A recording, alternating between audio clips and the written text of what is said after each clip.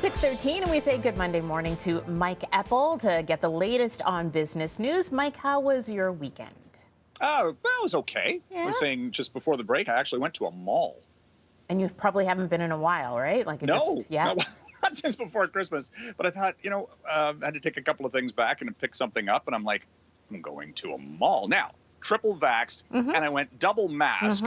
And we're still kind of walking around going, all right. Still a little bit nervous. It's just the psychology of this is just, one of the weird dynamics of the pandemic, right, Tammy? So it's I don't know what else to do. Yeah, you have to be careful. That's it. Well, no, but my point is, it's like, like I said, I'm triple vaxxed. Yeah. Like weeks removed from that already, and double masked.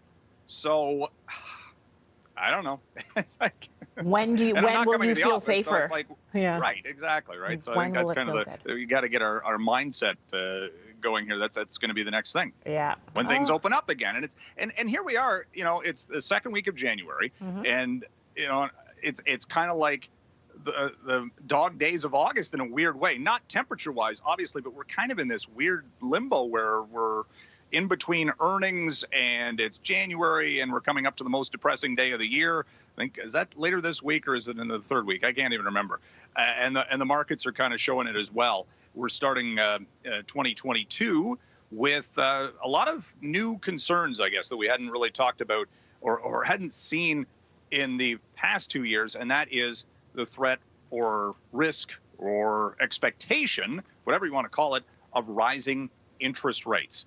And, this week we're going to get more signals from the U.S. Federal Reserve on interest rate policy, and the big number will be midweek, and that'll be the U.S. inflation rate, which is expected to be up by 7% year over year. You haven't seen an inflation rate like that in decades. We're talking about the early 80s, back when there were, the Trudeau government back then was talking about 6 and 5 wage restraint. That's before your time, but it's way before, Mike. Way before. Exactly. But that's kind of the dynamic we're in now. We're in this different situation with interest rate policy and the economies. Omicron notwithstanding, the economies are doing okay. The Friday jobs reports from the U.S., an unemployment rate below 4% for the first time in a couple of years, certainly pre-pandemic. They're almost at full employment, and the Canadian numbers weren't bad either. We saw more than 57,000 jobs added in December.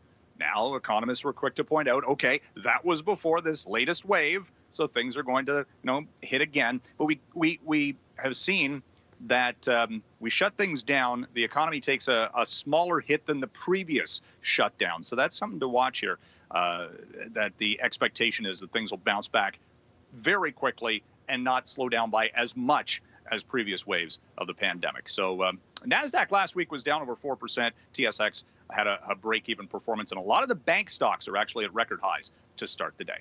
I'm still stuck on the 7% inflation rate. I'm just blown away by year-over-year comparables are outstretched because of what was happening back January a year ago. Right. But you've got the supply chain, the labor market shortages. Everything is feeding into itself. Weather issues for agricultural prices. All of this leading to a very high inflation rate right now. Well, here in Ontario and Quebec, we know that cinemas have been shut down, so no going to the movies on the weekend at all. But that doesn't stop Spider-Man. Not at all. No, it's now number 6 on the all-time list, box office list. And, I saw this movie just before the latest theater shutdown here in Ontario. It's very good. I'm not going to give away any spoilers. No spoilers. No spoilers. Nope. $33 million in the U.S. last weekend. Globally, it's well over, I think, $600 or $700 million in box office. It's a big one. I think it's going to be actually passing one of the previous Marvel. I think Infinity War. I heard it's a big movie because it just crosses so many genres and fan groups that Sony and Disney are making all sorts of money from this. Disney, though, saying that its next big Pixar release, Red, I think it was called, that's going to be online only. digital streaming, not going to theaters. So the movie theater companies or movie industry is still adjusting to various pandemic restrictions. Again, it feels like March 2020 all over again, going to that online streaming right away. Yeah. We're not back to March 2020. We're not there. We're not there. We're better. Not. Yeah, we're No making progress.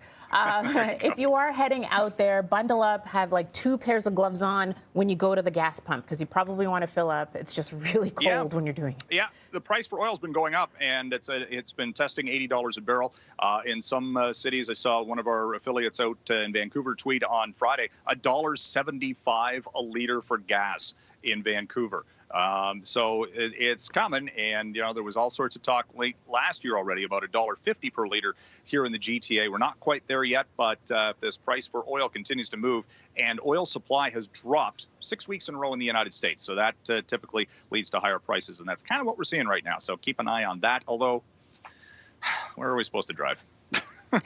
To the mall once every quarter. Yeah. Blue Moon. Yeah. That's right. Once every quarter. And sorry, I wanted to say Blue Monday is next Monday. You'd mentioned awesome. the saddest day of the year. So great. Something to look forward to. That's there you just go. Wonderful. Thanks. Sorry, Mike. All right. Have a good rest of your Monday. We'll talk to you tomorrow. Thanks very much.